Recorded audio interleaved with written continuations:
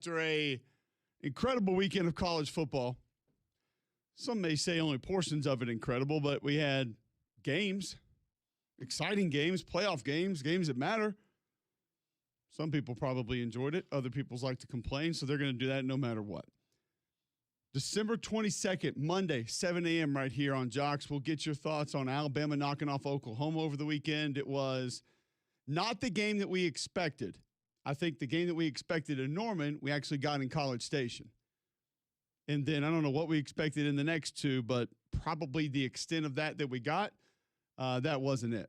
But either way, we're going to have more good games coming, and we're going to talk about those. We need to begin to preview those today because we don't know exactly how much you're going to be able to hear us before the holidays, and get your thoughts there. 800-239-9569. If you'd like to get in, tweet in at Mac and Cube. You can always be a part of the show there.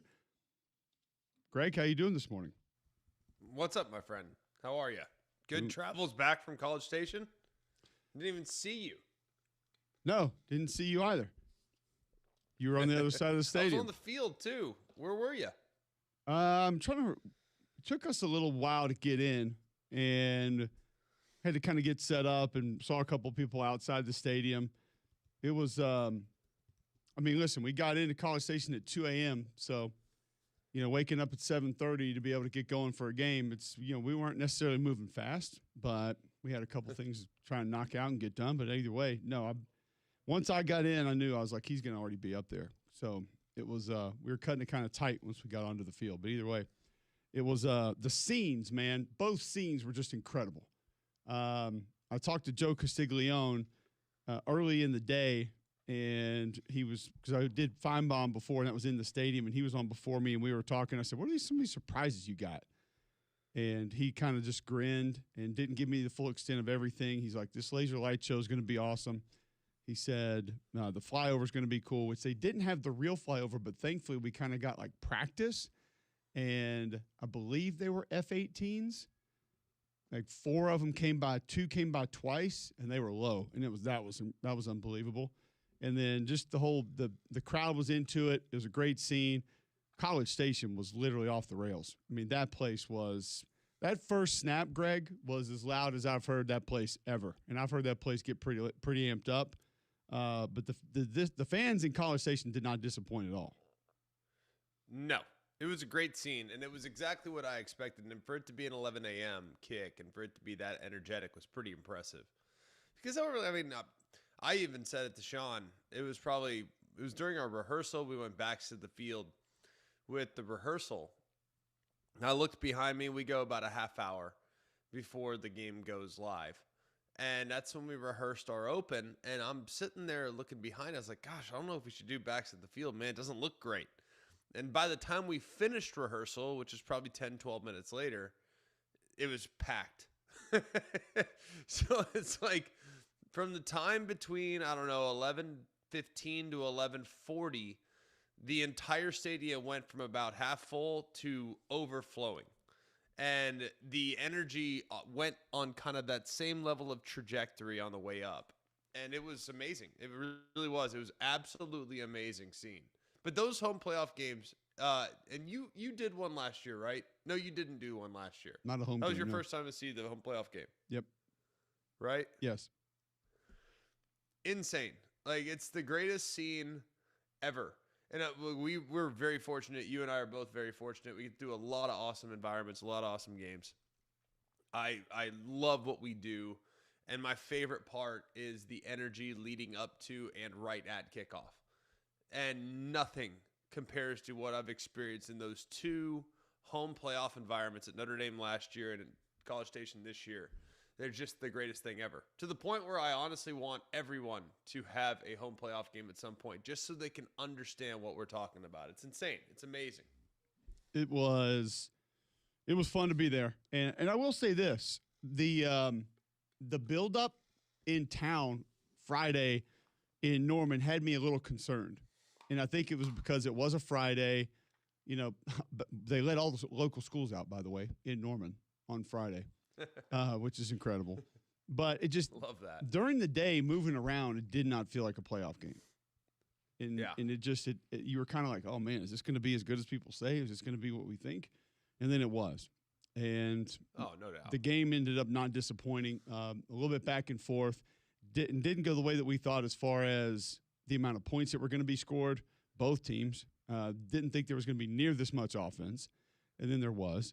And we'll break down the game in its entirety as well. But all of it was incredible. Like I said, College Station, the weather was a little bit weird, but not bad at all. I did think the wind affected things, and I always think about you in games like that and always reference you too. And being down there before, first time I stepped outside in both places, because when I stepped outside, was that Friday morning in Norman, I mean, the wind was whipping. And I was like, we didn't think we were going to get offense as it is. I mean, this is going to destroy the offense potentially. And then in College Station, I knew it was going to have an effect because you got down on the field in College Station. The flags at the top of the stadium were going one direction. The flags on top of the goalposts were going a different direction. The flags at the other end of the stadium were going another direction, and you could feel it. And you knew it was going to affect things. I thought that first Marcel Reed throw just completely the wind took it up over the bench over by A&M. So I thought that affected things. But either way, let's start in Norman with what we saw on the field, what we saw in game. The Alabama offense struggled a little bit early, but then began to find their way. And I thought being stubborn with a couple of things really helped, specifically when they needed to put the game away. Daniel Hill was great getting downhill. But what did you see that was concerning early on from Ty Simpson in that Alabama offense? Well, one is the protection again, and I think you just got to survive that initial rush too. Like I know that sounds crazy, but that's now against Oklahoma. They come out with their ears pinned back. You had to kind of survive the initial surge, and they didn't, frankly. I mean, I don't know how you describe it, but they did not do a good job of surviving the early push. And that's okay. It's not the end of the world. It can be overcome, obviously. They have to do a better job of starting fast in the games going forward, because that's now 2 games in a row where you feel like you're still on the bus when it's the start in the second quarter. That being said, I felt like there were a couple things that bothered me about the way they've called offense the last few weeks that totally went out the window. And I said this game is, in a weird way, a bit of a microcosm of Alabama's season. The best thing that happened for Alabama this year was what, Cole? The best thing that happened for Alabama this year? Yeah, like we talked about earlier in the season. Like, one of the best things that happened to Alabama this year was them losing to Florida State. And kind of showing them that they are vulnerable. They're not superhuman. They can get punched in the mouth. It's then about how you're going to respond. And I think what happened in this game, as crazy as it sounds, the best thing that happened to them, really for what's happened the last month, was for them to get into a 17-0 hole. You're going to say, that's insane, Greg. It was the first time in a month where I've really seen them say, I don't care anymore. I'm about to throw heat. I don't care anymore. I'm about to let it rip. It was the first time I've seen them look free, play free, look like the aggressor in a month. It was amazing. I loved how they played in that first drive that got their 7 points. The throw to the tight end to Cuevas. The throw, the weirdest adjustment I've ever seen on a corner route ever by Lottie Brooks on the 3rd and 5. It just felt like they were finally like, guys, we got nothing to lose. We might lose by 40, but we're going to rip it. And that's exactly what they did in that drive. And I think that jump-started the engine. And I think they're going to be better, not just in that game, but moving forward because of that experience. Why did they take so long to signal touchdown on that Brooks reception, by the way? I don't know. I didn't notice it. It took a long time. I just felt like in the stands I was watching it, just like he caught it. He was in. I feel like it took a long time. So Really? Maybe that was just me in there, and I thought they should have done it immediately. But it was felt like it took a long time for me. It's a great point that you make, because being down 17 after the first quarter, you're sitting there thinking they're dead. And I didn't talk to anybody in the stadium that in breaks, and saw a lot of folks that we know that we've had on the show or talked to or worked with in different ways that were like, man, this thing's over. There's just no way.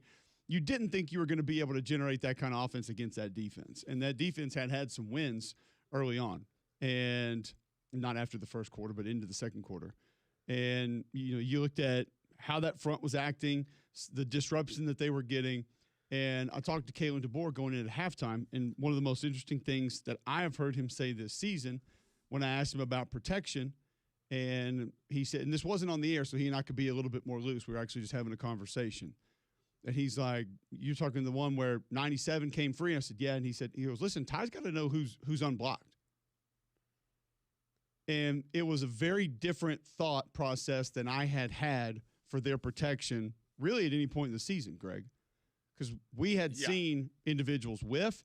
We had seen things misidentified. We had seen things not be able to be traded off. We had seen people go the wrong direction.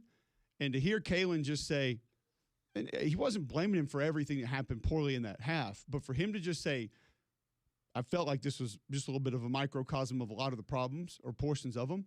But him to just come out and say, hey, man, sometimes the quarterback is missing, and he's got to get that right.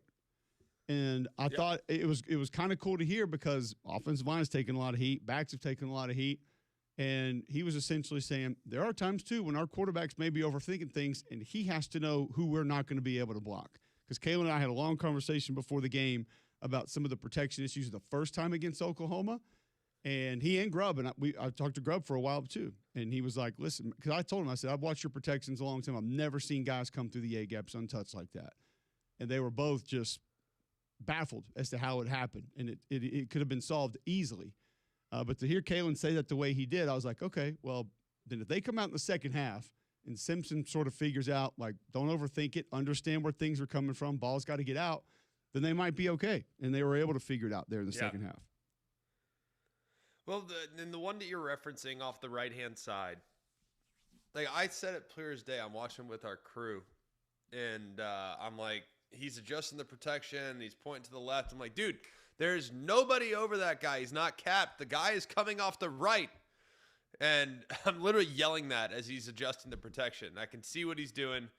And sure enough, guy comes off the right. They squeeze it. They did a great job up front. And next thing you know, the end man of the line of scrimmage makes the sack. And all my crew's like, oh my gosh, how'd you know that? I'm like, dude, there is a defender that is sitting 8 yards behind the defender that ultimately blitzed. That's called capped. Like, you have to look at, okay, well, if this guy blitzes to the left, who's covering his coverage responsibility? There's nobody. Well, if this guy blitzes off the right, well, yeah, there's a safety right behind him. No wonder he's the one that's blitzing. So I think that sometimes when you're playing against Oklahoma, it's not just Ty. This is everybody. They can get you to chase ghosts pretty quickly, and all of a sudden you set the protection the wrong way. But Ty did the thing that was frustrating about that play is that Ty never looked. Since he slid the protection the other way to the left, he never looked to his right to see whether or not they were blitzing. Like, if you set the protection, you make a mistake, guess what? You got to now get rid of the ball. And it was it was great of him hanging on to that ball. That was an underrated moment in the game because that was a ball that got knocked out against him the last time, and this time it didn't. He held on to it, and that was huge just to hold on to it. I don't think there's any doubts. And Kalen DeBoer asked after the game what he saw from his quarterback in that win against Oklahoma. I saw a guy committed to just bringing energy. Your quarterback's so important, and obviously with Ty and our success revolving around what he can do, he committed to it last night, and said it to the whole team that I'm just going to give you everything I got from an energy standpoint, and I think that just led to him going out there and making some plays. Him pulling on the ball on some times when you could just hand it off, a little bit of the RPO stuff. Him doing that in some critical moments, it was really great to see him do that. And then our guys go make some plays for him was the second part of it. Something that when we're struggling, just someone not stepping up. I felt like they did that in the first quarter. They made some diving catches and along the sideline. And we were just, coming up short. But guys started making plays for him. He started having confidence in them, and they found a way to move the ball. So that's Kalen DeBoer on his quarterback after the game. We got to get to the other playoff games as well. We'll spend plenty of time on Alabama. We have the entire show to do it. We will do a little bit of a preview for the games that are coming up next. We want to get to those later in the show. We want to get your feedback at Mac and Cubes. Some of you chiming in there, 800-239-9569 to get in on the Higginbotham hotline. 205-834-9450. You can text in. Flu season here. Make your home healthier with Trane's Clean Effects Home Air Cleaner. Removes up to 99.9% of airborne particles, including those that cause virus. 100 times more effective than standard air filters. 8 times more effective than HEPA room filters. Find a dealer near you at Trane.com. It's hard to stop a Trane. We will finish up this game discussing it. We will get through Miami and Texas A&M, Tulane, Ole Miss, JMU, and Ole Miss. And there is a narrative now formulating around a team no longer in the playoffs that I'm not sure I agree with. We'll ask why and explain it to you from our perspective next, right here on Jocks.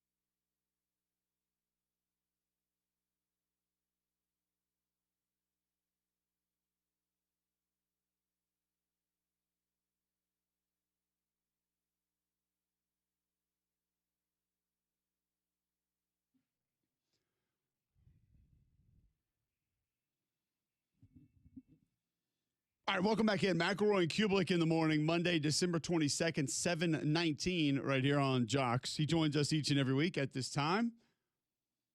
Can hear him weekdays 2 to 6 p.m. right here on Jocks. Can see him on ESPN, the SEC Network. It's Paul Finebaum.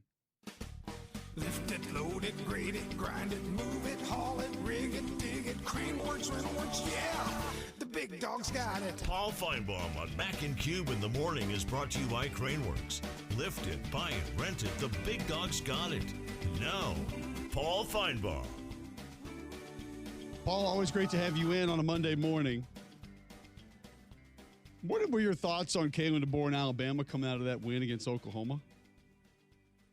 It was a seminal moment, maybe his biggest and most important moment, because if you could freeze frame the first quarter and what was being said, social media wise, text wise, friend to friend wise, it almost seemed like the depths of his existence. And in a nanosecond, it all changed. And now nobody's talking about him leaving. Nobody's talking about wanting him to leave. And Alabama heads to the Rose Bowl. And, the most optimistic fan can see a path to greater things. So it was his most important win in a playoff game, in a hostile environment, and it's just truly remarkable how things change so quickly.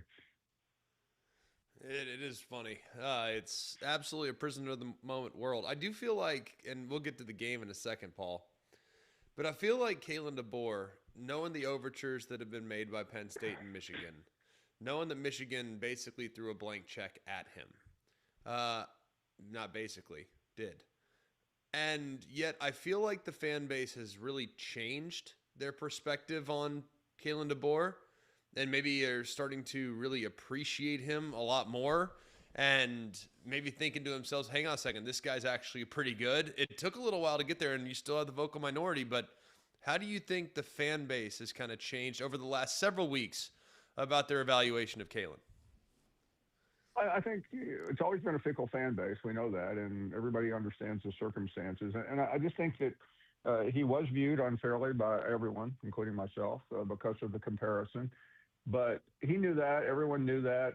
Greg Byrne knew that most of all. And I think sometimes you just have to prove yourself. And all the things that happened this year, as good as they were, there was also the bookend defeats that haunted people and what got most of the attention.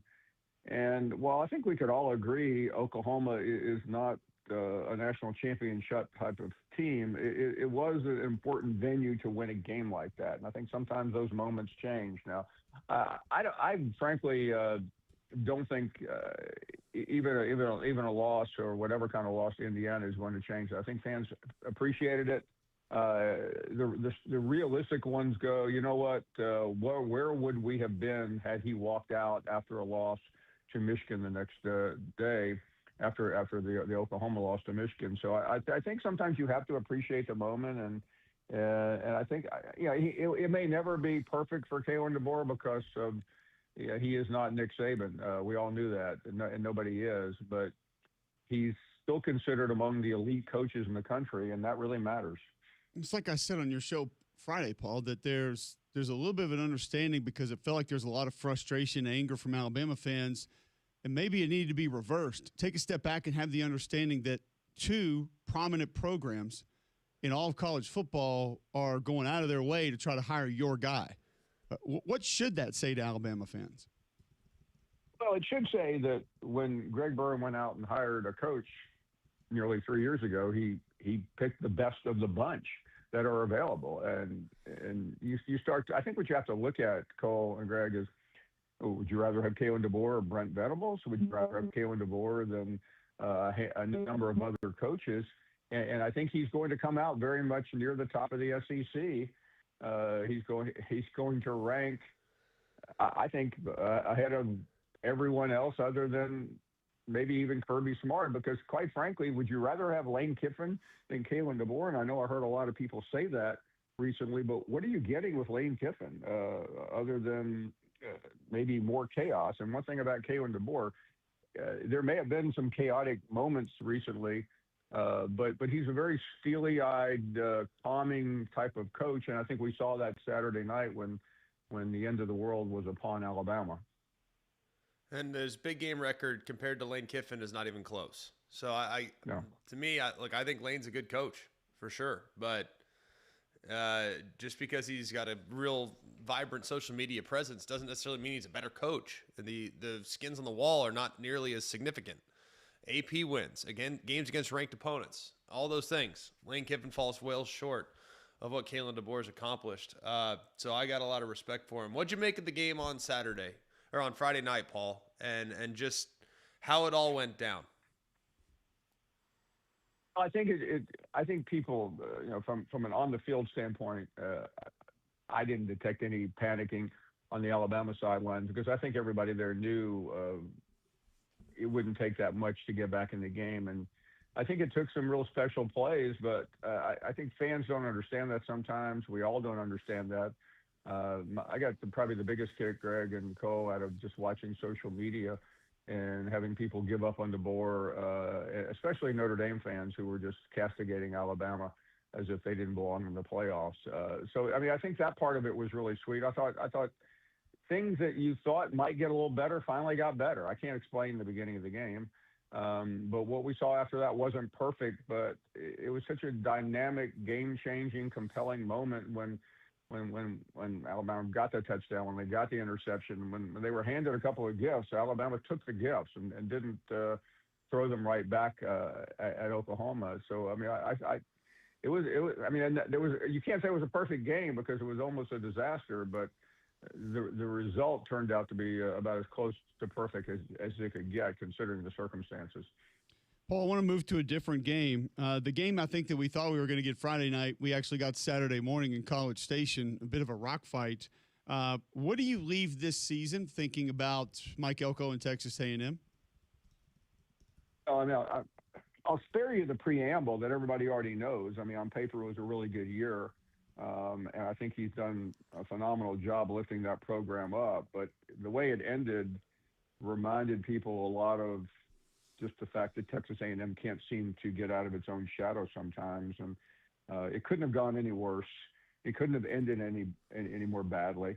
And I think A&M is going to walk out of this season feeling like they left a lot on the table. And you can't say with 11 wins you underperformed when it's one of your best seasons ever. But it just doesn't feel very good. And I'll defer to Greg, who was there. But I came away feeling terrible about A&M in terms of the way this season went, even though I know better and I should be thinking more positively of it. Understandable, but Paul, I do think when you look at it, you hate how it ended the last couple of years, but it's a significant improvement over an 8-win season like they've had so many times, I feel like, in the last several years. So it feels like progress is made. It just felt a little hollow at the very end. I still think he's one of the best coaches in college football, but I think they got issues on offense. I think Marcel Reed was all over the place. The missed throws, the off targets were wild.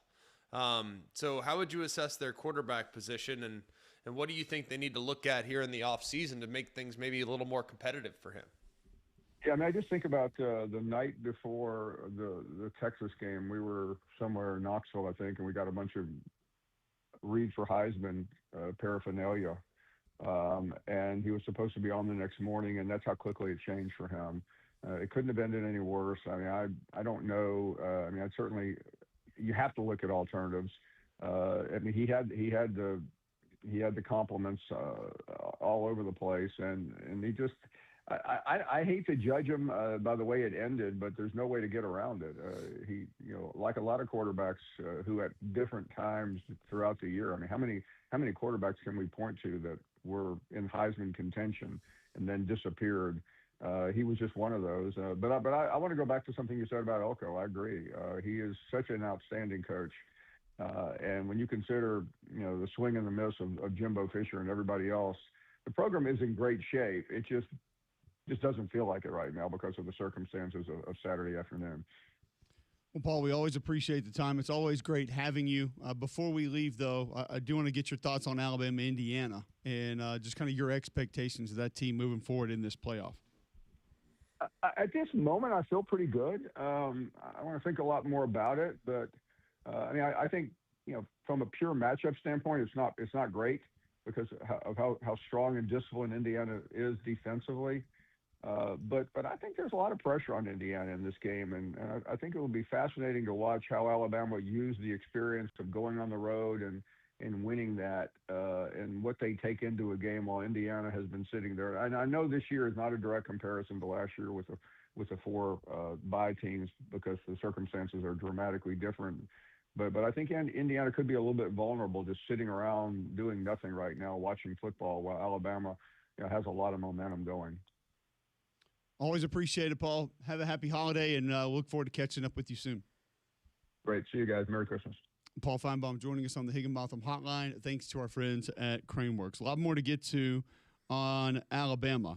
Paul and Greg kind of got into a little bit of conversation of where I wanted to go next with another team that's in this playoff, was in this playoff, and maybe the thought process around them and what it is now. Should it be? We'll discuss it right after this on Jocks.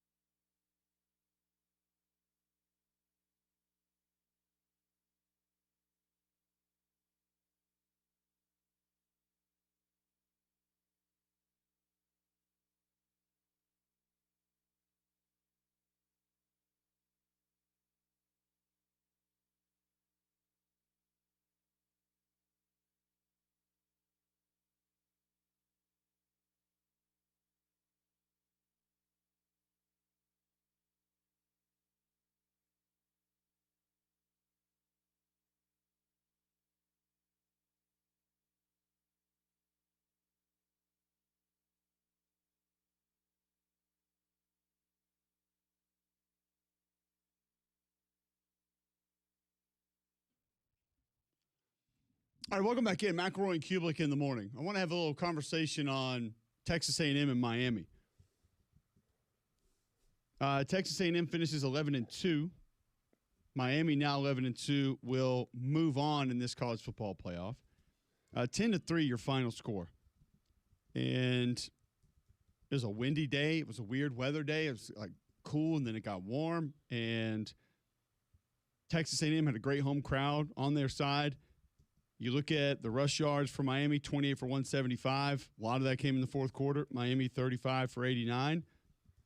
Mark Fletcher went 17 for 172. Marcel Reed, 25 of 39, 237 yards, no touchdowns, 2 picks. Maybe one late. He's forcing it. Doesn't make it a good throw. Doesn't make it a good decision, but you got to try to get the ball in the end zone. I'm tagged on this video on Twitter that I see today, Greg, that I don't even really want to pay a ton of attention to as far as crediting and what it says, but essentially saying that A&M is a fraud in 2025.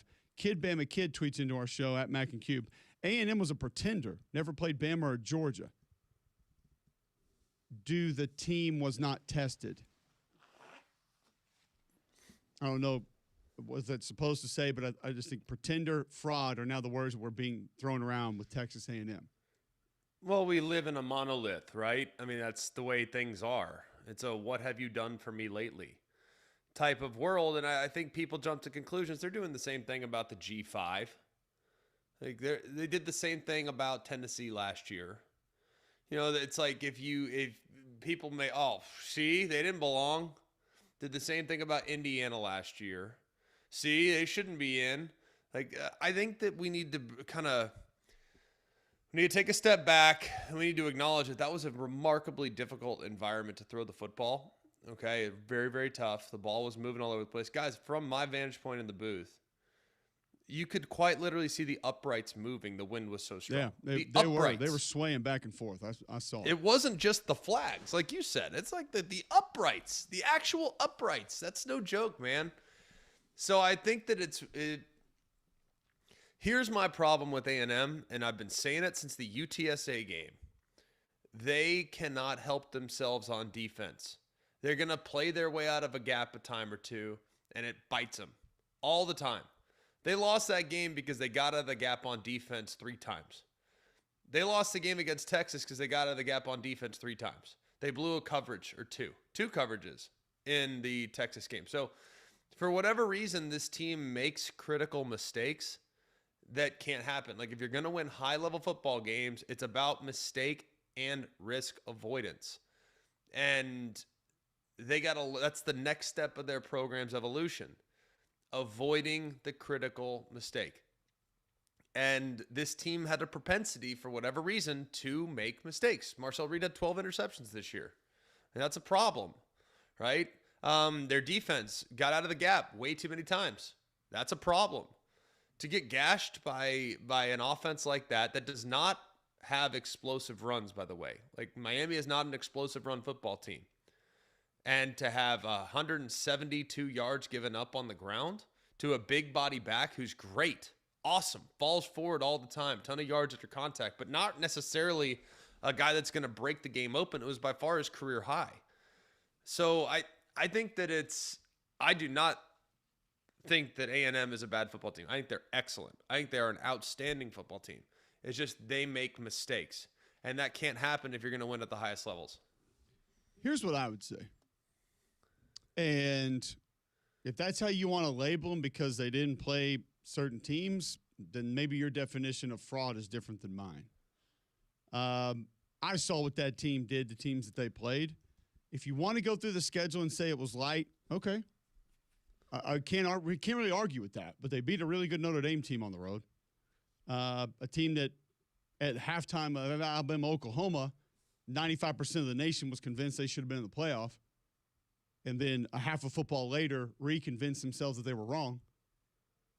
They played a pretty good Texas team and lost on the road, doing the things you just mentioned, by the way. And you could probably give them credit for beating I would say, a really good Missouri team on the road. But here's the problem with puffing your chest out now, saying that Texas A&M's a fraud. What'd you call them before? Because everything Greg just said, we've been saying for months.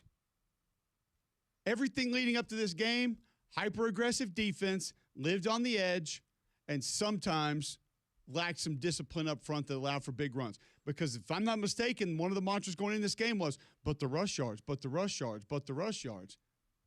And we sat here and tried to tell you. Albert Regis will jump a gap. Cassius Howell will play down inside too far. Linebackers will play over the top too fast. Now, what does that get you in return? A lot of TFLs. You get a lot of plays at the line of scrimmage, behind the line of scrimmage. But also at times, Greg, we sat here and told people for weeks that's how that went down and that's why that happened that way. And I could tell you 2 people in the media for damn certain that were not riding the Marcel Reed train for the Heisman. So if you want to puff your chest out about being right about A&M, what were you – as far as I'm concerned, you're telling on yourself.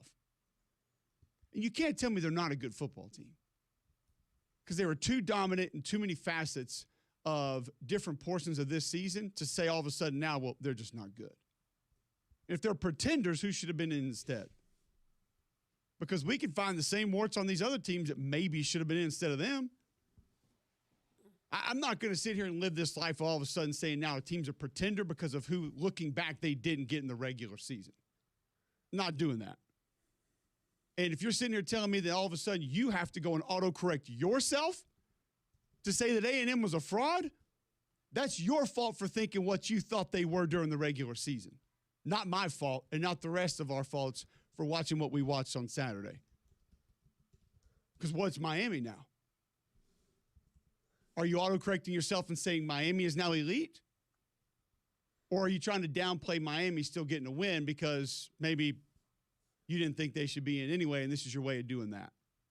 There's too much good about A&M, Greg, to sit here and now all of a sudden say they're a pretender, they're a fraud, they don't belong, they shouldn't have been there. Sorry, I'm not going to do that. It's way too much prisoner of the moment. Not even close. Like way too much prisoner of the moment. You can't help who you play necessarily. They still played an SEC schedule, ladies and gentlemen. This is not a team that came out of the Sun Belt. You can say, oh, well, they didn't play the toughest teams in the SEC. They avoided Bama. They avoided Georgia. They avoided Ole Miss. All that, 100%, they avoided Vanderbilt. All that is 100% fair. 100% fair.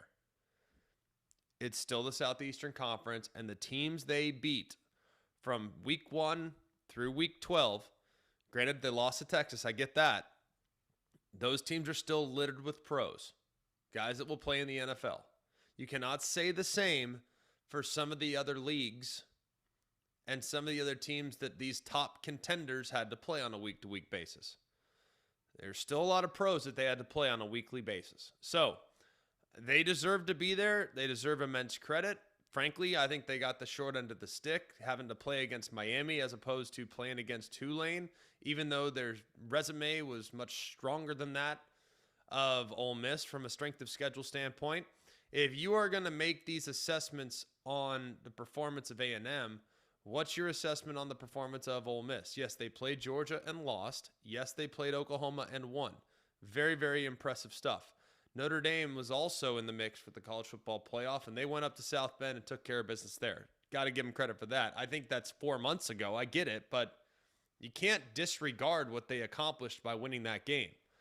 So I think A&M's a really good football team. And what did we say all last week, Cole? This is a tough matchup. Miami is the real deal. If it becomes a knockdown slugfest, it's going to be a beast. It's going to be a really hard game. And that's exactly what it turned into. The outcome was not even the tiniest bit surprising to me whatsoever. No, I picked Miami to win the game. I mean, I did not like, because of the things that we laid out. What did we say? We said the defense, the secondary that Miami played with was going to be one of the faster that they had played all year. That could cause some problems for some of the intermediate stuff that they wanted to do with receivers that are great. The front was, and by the way, how many times do you think Miami pressured in this game? Like brought more than 4. Like a small handful? I didn't see a bunch. Well, I mean, they ran some nickel pressures, but it wasn't like an outrageous amount of pressure. Compared to what other teams are doing? Like across college football? I thought it was a light amount. They played pretty much rushing 4, which gave them advantages on the back end to be able to mitigate some of the other stuff.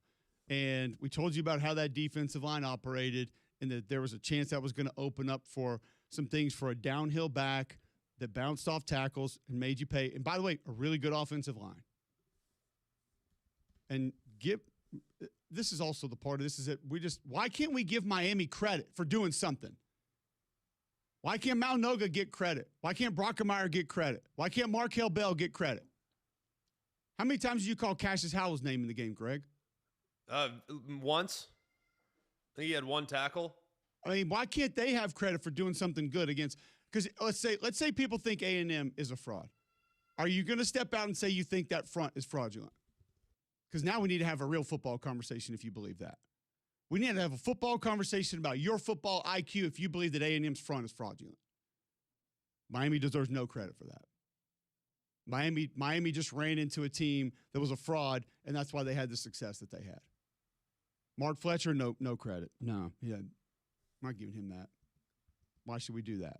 It's ridiculous. We'll take your calls next right here on Jocks.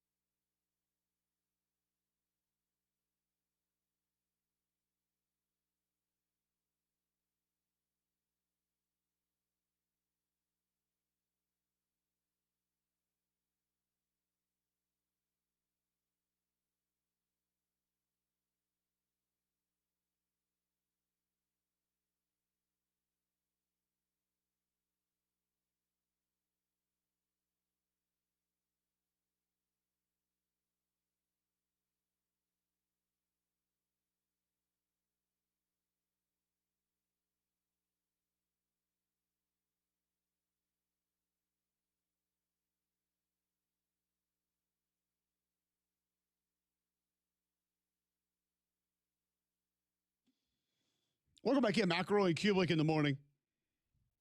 Appreciate you guys being with us. 7:48 Monday, December 22nd on Jocks. We will get you a Rubik's Cubic for today's game. We have college football coming up today, which is always great. Another bowl game coming your way, the famous Idaho Potato Bowl. Washington State, Utah State, both 6-6. Washington State, 1.5 favorite in that matchup. 1 o'clock on ESPN. Tomorrow you'll get Toledo and Louisville, both at 8-4, 1 o'clock on the Bush's Boca Raton Bowl. 4:30 on ESPN, you get 8-4 Western Kentucky against 7-5 Southern Miss. 8 o'clock tomorrow night, ESPN, you get 10-3 UNLV against 8-4 Ohio. So bowl games today and tomorrow, as we will preview those just a little bit as well. Continue giving you our thoughts on the college football playoff from over the weekend.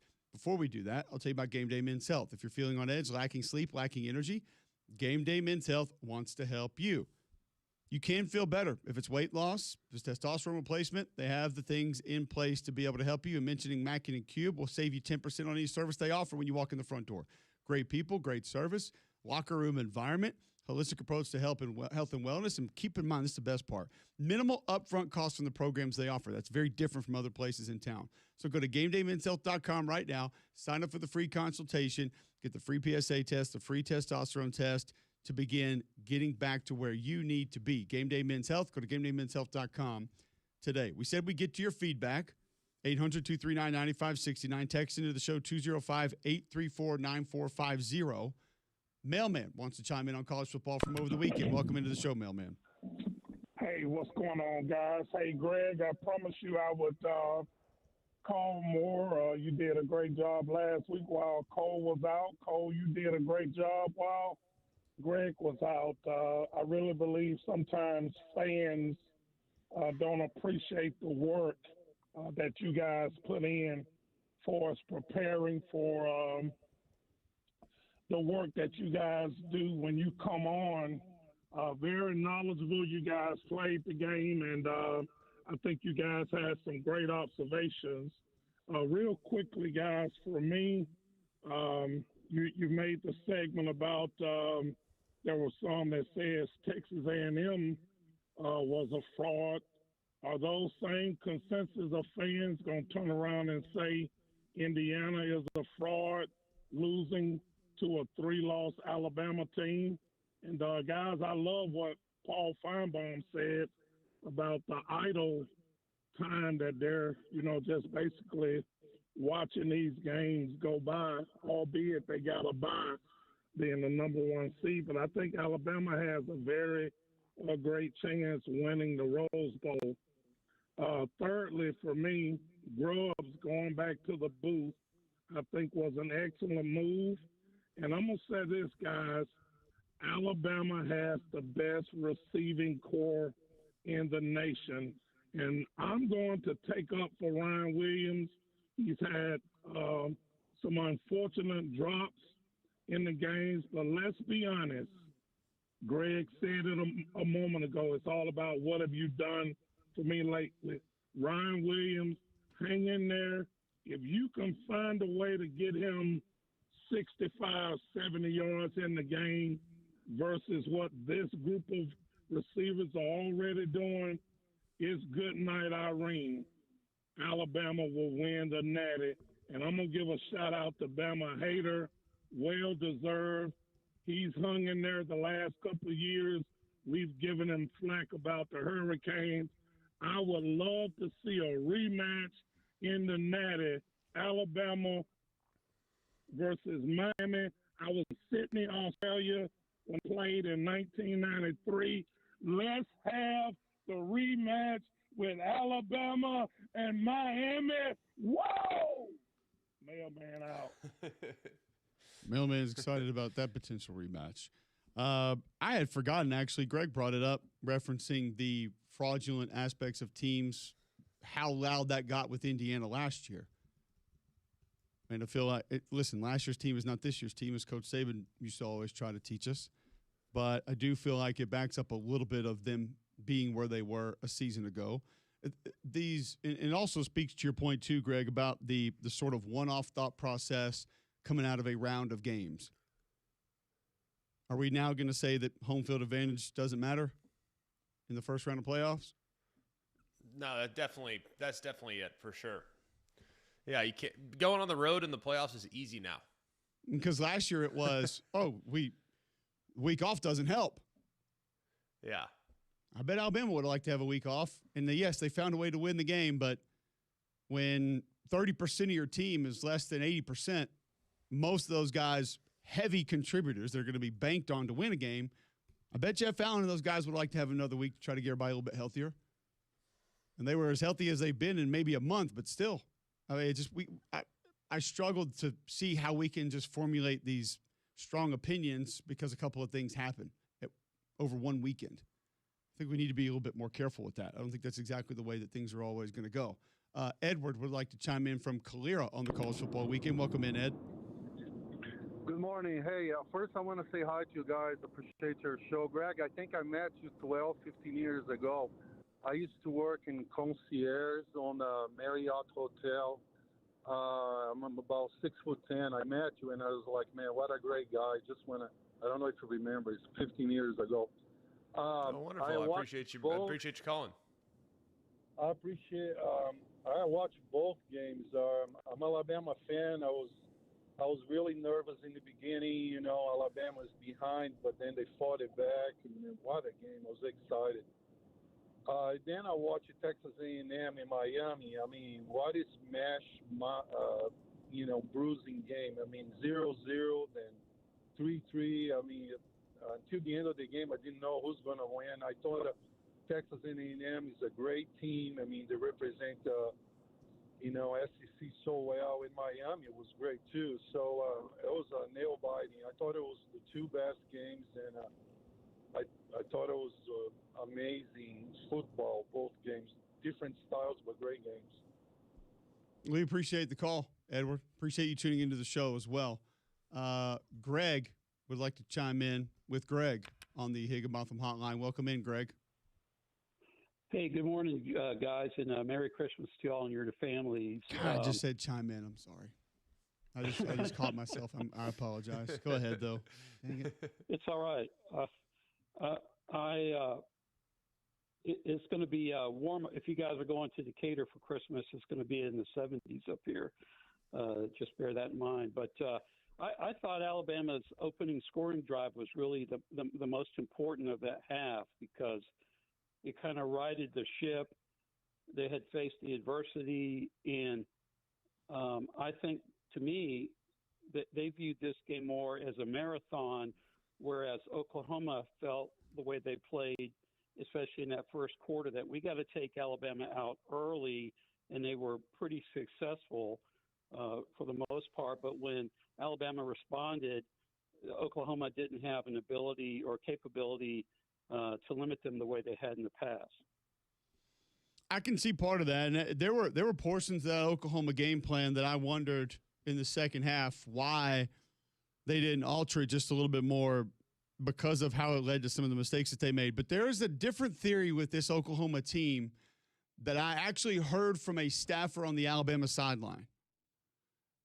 And I want to get Greg's thoughts on whether or not he feels like there's some real accuracy to it, because I had not thought of it.